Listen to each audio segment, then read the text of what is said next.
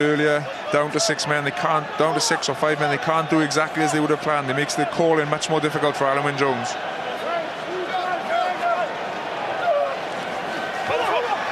Nale challenged, Charteris got there first. Phillips goes long, Medar gathers. The shower that we had just before kick-off was the only bit of rain we've had so far today, and that will bounce into the dead ball area, and Lee Halfpenny can dab it down, and Wales will have the dropout 22. They have been getting better and better with every match at this tournament. You'll remember they ought to have beaten South Africa on the opening weekend in Wellington. Worked so hard to see off a Samoan team who became one of the teams of the pool stages. And they haven't looked back right up to the point that the skipper was sent off. Since when it's been a rearguard action, but they're still in it and they are still battling. And Lee Halfpenny, pocket-sized Lee, is still leading the charge. Look at this. That's heart, that's belief, and Wales are a long way from being beaten in this semi-final. Gathered in by Palisson. The longer they can stay in it, the more perhaps a potentially fragile French side will become vulnerable themselves, and the ball was knocked on by Shane Williams. It's so frustrating when you're playing. You see Lee Halfpenny do something so inspirational, as you said, Nick. You really can lift your team when you see someone doing that. And then James Hook puts in a poor kick to back it up. They need to back up good play with more good play, just to put France under pressure, get France in their own half.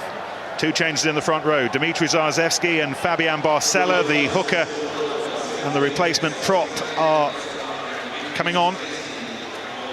Servat's off. What about this? Talking about the lift that Halfpenny gets. That not so good. It's such a difficult skill as well. Shane Williams, one of the most talented players in Wales. He struggled to catch that ball. Lee Halfpenny, I don't think he's dropped one since he's gone to fullback, and he's been seriously tested as well. Just to clear up the French housekeeping, by the way, Jean-Baptiste Poux is the man who's been replaced by Fabian Barcella. Yashvili. This is Para trying to exploit some holes that might well be there. Vincent Clerc, already the joint top try scorer at this World Cup. Tackled by Alan Wynne-Jones. Ball's loose and it's been won back by Faletau. And you can just imagine 60,000 back home at the Millennium Stadium going balmy. And rest assured, the thousands of Welsh folk in Eden Park are doing just as much. Awesome play by Toby Faletau. We're saying about Lee Halfpenny lifting the team, something like that. Wales were in real trouble there. They'd been cut open by Morgan Parra, who's having a big influence on this game. And that was wonderful play by Toby Faletau. Now, what about this, Michael? Yeah, I think it's right. James Hook hasn't had the best game so far. He's missed a couple of kicks. Sort of started off well, and his tactical options have started going a little bit wrong. Stephen Jones, just the type of man you want to come on and steady the ship. It's good for Warren Gatland to be so decisive and make a change early. The Scarlet, Stephen Jones, 103rd cap. Zarzewski with his first line-out throw. His target was Pascal Papé, his Stade Francais teammate, back in the arms of Zarzewski.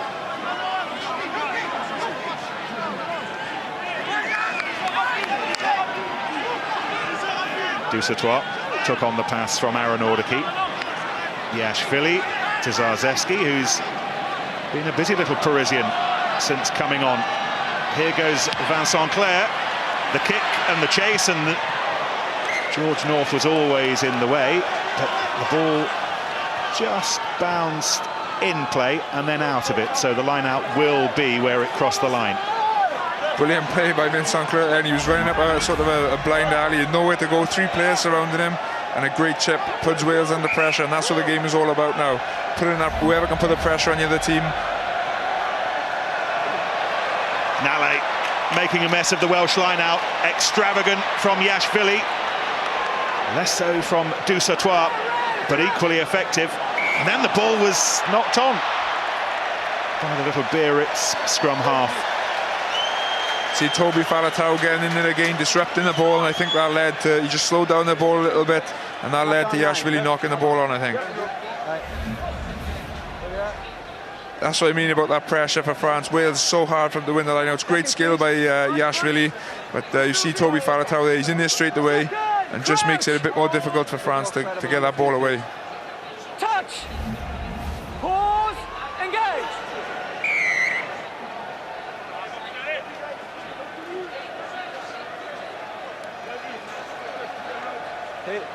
A challenge for Jamie Roberts, having made an impact in the backs all World Cup, having to put his shoulder to the wheel now in the scrum. I'm sure he can do it. He can do anything, Jamie Roberts. He plays the guitar. He's qualified as a doctor. He's one of the best rugby players in the world. I'm sure he can manage it.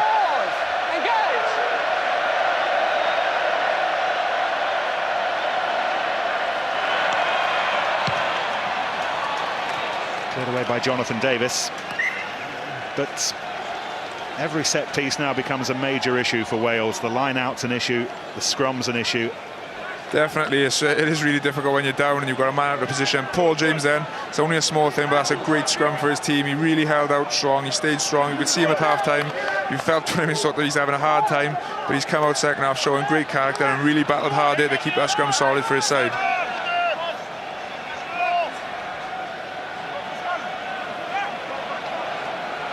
Line out taken at the back by Bonaire. Wales' defensive line-out jumpers were taken out of the equation. Zarzewski has it. He's being directed by Yashvili. As if Yashvili is the pilot of a tugboat in Auckland harbour. And Wales concede the penalty. It's that extra man again. They've got one man down to compete in the line-outs. Ball goes to the back, they drive Wales, and because of where we are on the field, because they're in the Welsh half, France get a chance to kick a penalty.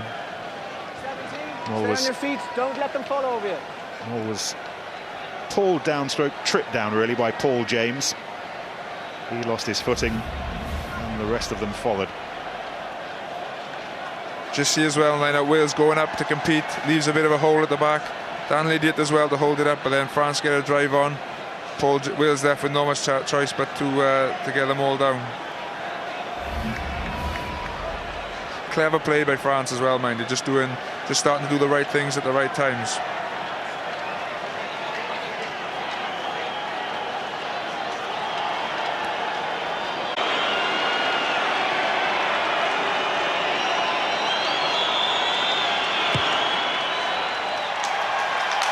They have dominated the opening phases of this second half, and Morgan Parra makes sure they get some reward. The lead now is half a dozen points. France 9, Wales 3. Just seeing the backline move here, just opening them up. Jamie Roberts gets sucked in and make a nice break in the backline with France, which created that situation to get the penalty. Well, everything is going France's way at the moment. Spinning Yashvili got the ball away. He wouldn't have had that much idea where it was going. But if he'd have had all the time in the world, he'd have struggled to get anything better than what he ended up with. Yeah, great kick by Yashvili, but you can see everyone's talking about the vibrancy of the youth in the Welsh camp, but this, I guess, is where the experience comes in. A dour sort of game. France has got to do those right things at the right times. Great line-out steal as well by Haran Origi. Problems mounting for Wales. Parra gathered the bouncing ball, and now it's France's turn to invite Wales to come out of their own territory. Halfpenny, who has a meteor for a boot. Parra will run it back.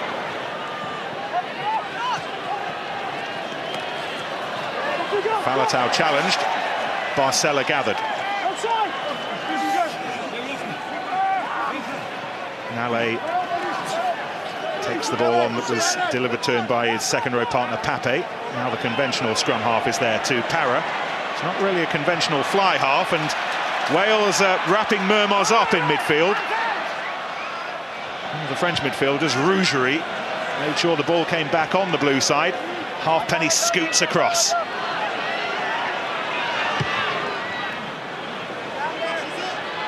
Gives it a real wallop. Nedar takes the line out to himself. France are trying to twist the noose here. George, North and co will need to be at their brilliant best. was brilliant. Stephen Jones, flicked away by Jenkins. This is Williams.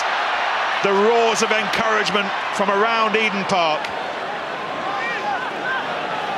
Those neutrals who were wavering before the match, I think, were swayed when they saw Alan Rowland issue the red card to Sam Warburton early on. There's no questioning who the neutrals want to win now.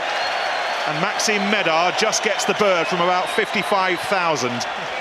You just need, when it gets, I guess, Wales' backs against the wall, they need the big players to do big things. Lee Halfpenny put a couple of massive kicks in. George North taking the high ball there, just taking it forward. Simple things really well. Jamie Roberts made a massive hit in midfield, and Wales have got field position. Crucial they win this line out now and exert some pressure on the French.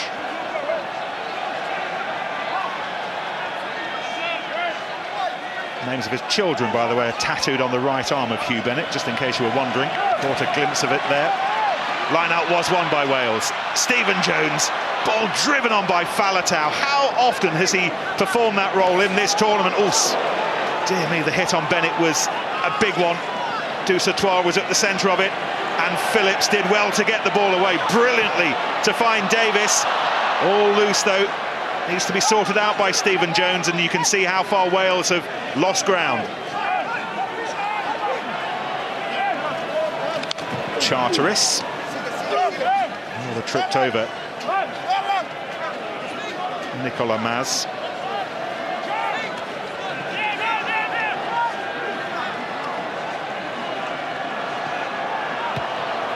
Stephen Jones again goes high. No red shirt really within range, though. Palisson had time to gather.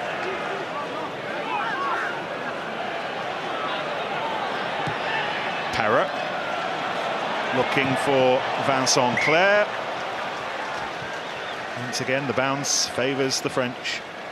Julian Bonnet has been brilliant in the contact area tonight. Everyone's spoken about Sam Warburton, how good he's been. Bonnet has been superb tonight. Just really, you haven't noticed him particularly, but just in that last track, just getting through on the Welsh ball, staying on his feet, making a nuisance of himself, kicking the ball through, and that led to Wales getting all the way back to their own 10-metre line. Luke Charteris feeling the pace. No real surprise he was nursing a sore shoulder this week after the amount he tackled against Ireland. Went off at half-time. Dan Lydiate needs to be patched up. Last time he was at this ground, by the way, was 6 years ago as a family, following you lot, the British and Irish Lions. He was sitting in the stands, cheering you on, and now look where he is. Yeah, his mum and dad had come over for this game. I think they went back just before the quarter-final because they didn't think Dan was going to be fit. But no, they love their rugby, Dan's family, and he's done tremendously well. He came back from a broken neck at like 19 or 20, and he's playing outstanding rugby, and he's shown tremendous character to come back from that injury and to play as he has in this World Cup. Ryan Jones is on.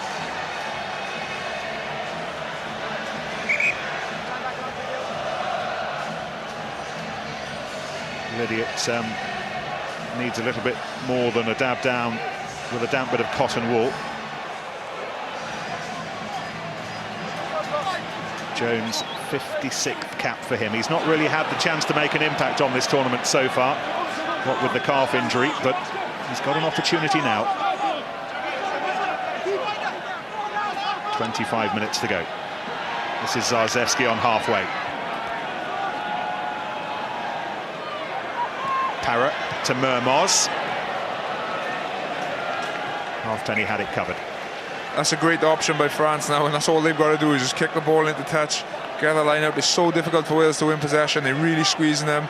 You've got the likes of Bonnet, Pape, Julian Bonnet, really making it difficult for Wales in that line out, and it gives France such an easy get out. They haven't got to think about what they're doing, just kick the ball down, they get into touch, put pressure on the line out. Ryan Jones, a new addition to Alan Wynne-Jones's Welsh line-out. What's the call? It was to the leader of the line-out.